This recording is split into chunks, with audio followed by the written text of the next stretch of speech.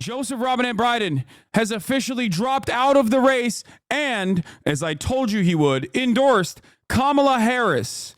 All right, I'm just going to see what the is going on. I don't want to watch MSNBC because I don't want to watch people who are suicidal. And I don't want to watch Fox News because I don't want to watch people masturbating because I feel like both are, a violation of terms of service. So I'm just going to go right down the middle. Clinton News Network. We're going Clinton News Network. We're going right down the middle, CNN. Let's see what's happening. President Biden and the campaign running in full force until the moment that he wasn't. There's no real way for you to run for president 50%. There's no way for you to sort of half be a candidate. No, and I think that is sort of what you can't do this. We can't do this.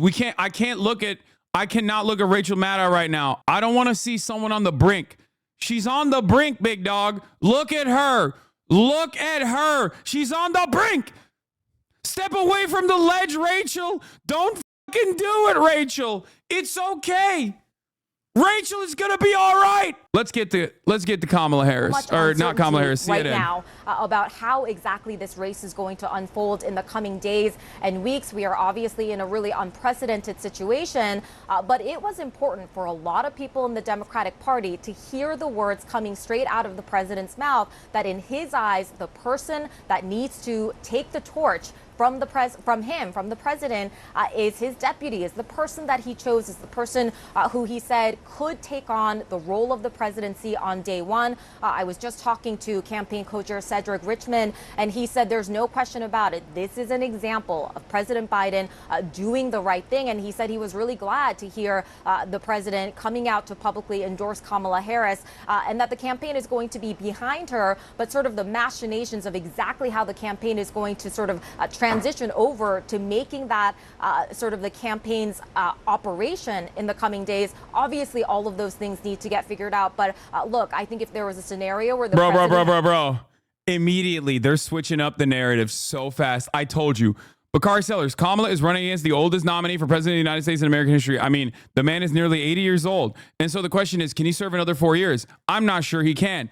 Now, every single one of these indecent motherfuckers straight up were like, Joe's not old. How dare you say that? Every single one. What did I tell you?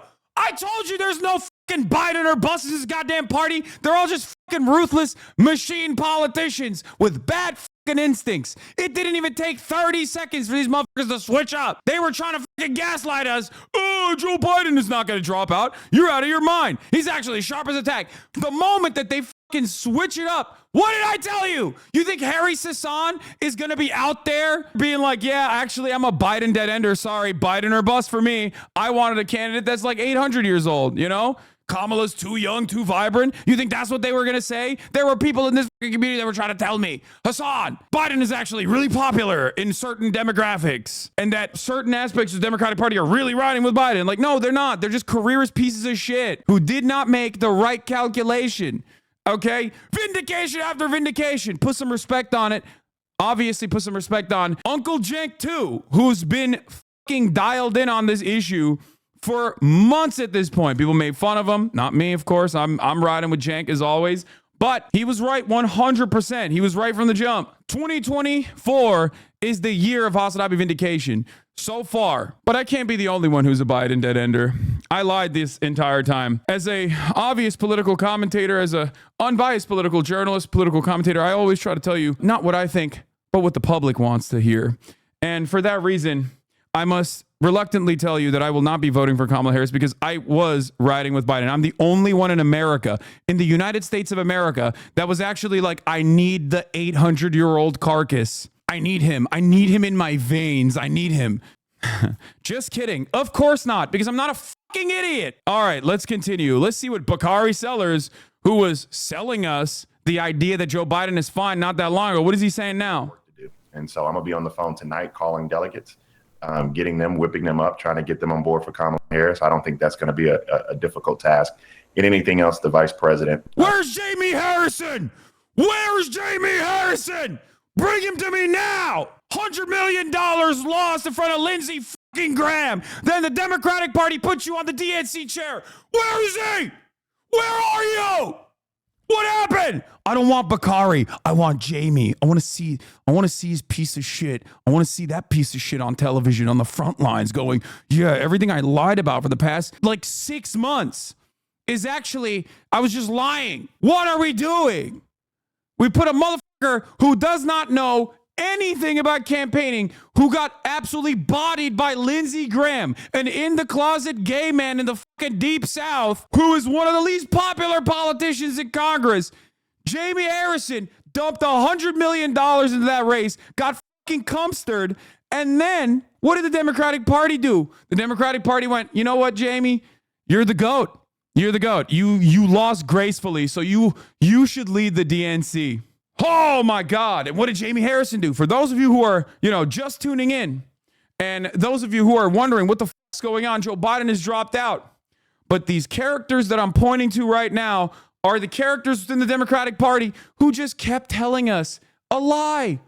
Something that we can see with our own two fucking eyes. I've been saying this since 2019. I said, Joe Biden has lost his fucking step. He is not the Joe Biden that would have won in 2016. He is not the right person for this fucking party. In 2019, I said that obviously I was biased. I'm a Bernie bro. That was one of the reasons. But there was a very valid reason not to put Joe, because he was going to drop the incumbent advantage come 2024 because he was too fucking old in 2019. People knew he was old in 2019, but the media gaslit us. The media kept telling us, no, this 85-year-old man, this 800-year-old demon is actually running on the best adrenochrome you've ever seen. He's perfectly fine. Nothing is wrong. And then 50 million people watched Joe Biden look like all of our collective grandparents. 50 million Americans watched the president of the United States of America basically play the role of grandpa that's unfortunately lost not only his step, but his mental fucking faculties. And then after that debate, where 50 million people watched, Joe Biden failed to demonstrate basic competency for weeks, if not an entire month. I don't even know. My concept of time is so out of whack at this point because, like I said, 7 days ago, Donald Trump was shot, and it feels like a lifetime ago. But I think it was a month ago. For an entire month, we played this song and dance on television with donors, where all of the family members of Joe Biden were basically saying, come on, Grandpa, you can't drive no more. We have to take the car keys away from you, Grandpa. We have to. And he stood by and said, fuck no, I'm driving this goddamn car. If you can't drive a vehicle, you can't drive a nuclear submarine as the commander-in-chief. One. Number two, the only people in Joe Biden's orbit that obviously wanted him to stay in the race was like Hunter fucking Biden and his immediate family members and like 8 people in the Progressive Caucus. That's it.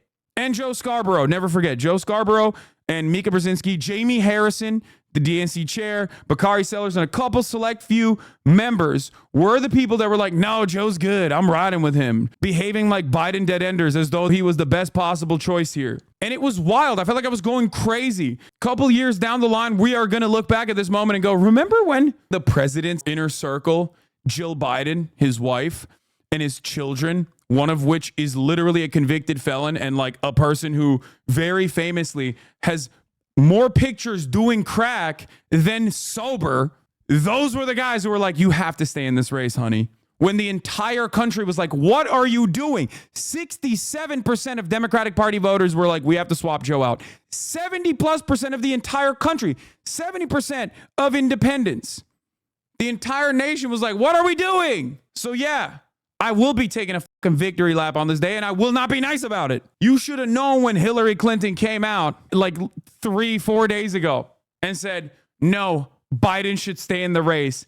Listen, I get it. You feel like you deserve to be the president. You felt like it was your time in 2016, and you got ritualistically humiliated and refused to learn any lessons from that humiliation. And now it sucks because there's another woman. There's another woman with a likelihood of possibly winning the presidency, as a matter of fact.